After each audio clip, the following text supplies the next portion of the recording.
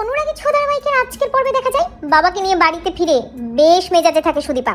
একেবারেই পছন্দ করতে পারে না ওই পুলিশ অফিসার আদিত্য চৌধুরীকে। সুদীপার বাবা সুদীপাকে বলে, মারে বাবাকে নিয়ে তোর বড়ই চিন্তা, বুঝতে পেরেছি, কিন্তু তাই বলে ওই পুলিশের বড়বাবুর সাথে তুই এভাবে কথা বলবি?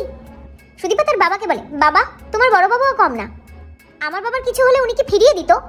ওরকম বড়বাবু এই গ্রামে অনেক এসেছে, কেউই কিছু করতে পারেনি।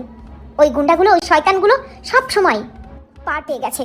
তবে হিমাদ্রিবাবু সুদীপাকে বলে, না রে মা, এবার আর তা হবে না। আমি খুব ভালো করে বুঝতে পারছি এই বড়বাবু, এই আদিত্য চৌধুরী, এই ছেলেটি অন্যরকম। এ ঠিক এই গ্রামকে ওই শয়তানদের থেকে রক্ষা করতে পারবে।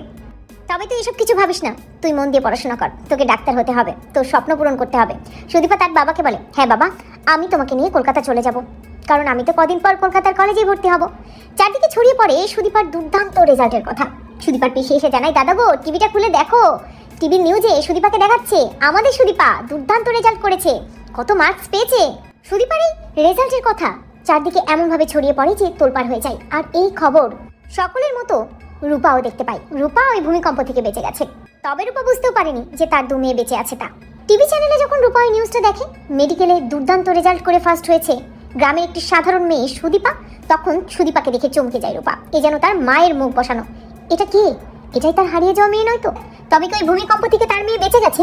রূপা এসব কিছু ভেবেই কোন গ্রামে থাকে মেয়েটি খুঁজে বের করে এবং সেই গ্রামে চলে যায়। হিমাদ্রি বাবুর বাড়িতে গিয়ে হাজির হয়। হিমাদ্রি বাবু রূপাকে দেখে চমকে যায়, চিনতেও পারে না এবং বলে যে, আপনি এখানে? আপনাকে তো ঠিক চিনতে পারলাম না, কাকে খুঁজছেন? রূপা হিমাদ্রি বাবুর কাছে হাত জোর করে বলে, আমি আমার মেয়েকে খুঁজছি, আমার হারিয়ে যাওয়া মেয়ে। শুনেই হিমাদ্রি বাবু চমকে যায়, ভাবতে থাকে উনি কি আমার সুদীপার কথা বলছে নাকি। রূপা একটা ছবি বের করে, যে ছবিতে সুদীপা এবং সুরূপা ছোটবেলার দুজনকে দেখা যাচ্ছে। ওই ছবিটা বের করে হিমাদ্রি বাবুকে দেখিয়ে বলে, আমি জানি আমার হারিয়ে যাওয়া মেয়ে আপনার কাছে আছে। আপনার মেয়ে সুদীপা, যে কিনা মেডিকেলে চান্স পেয়েছে, সে অন্য কেউ নয়, আমার হারিয়ে যাওয়া সন্তান। তাকে আমি ওই ভূমিকম্প সময় হারিয়ে ফেলেছি। ভেবেছিলাম আমার মেয়েটি মরে গেছে, কিন্তু আজও দুর্দান্ত রেজাল্ট আমাকে ওকে পেতে সাহায্য করেছে। আমি ওর মুখটা দেখে বুঝতে পেরেছি যে ও আমার মেয়ে, ওর চেহারা একদম আমার মায়ের মতো। ছবিটা দেখে হিমাদ্রি বাবু নিজেও চমকে যায় যে হ্যাঁ সত্যিই তো, আমার সুদীপা তো একদম ওনার মায়ের মতো দেখতে এবং ছোটবেলার ছবির সাথে মিলে যাচ্ছে।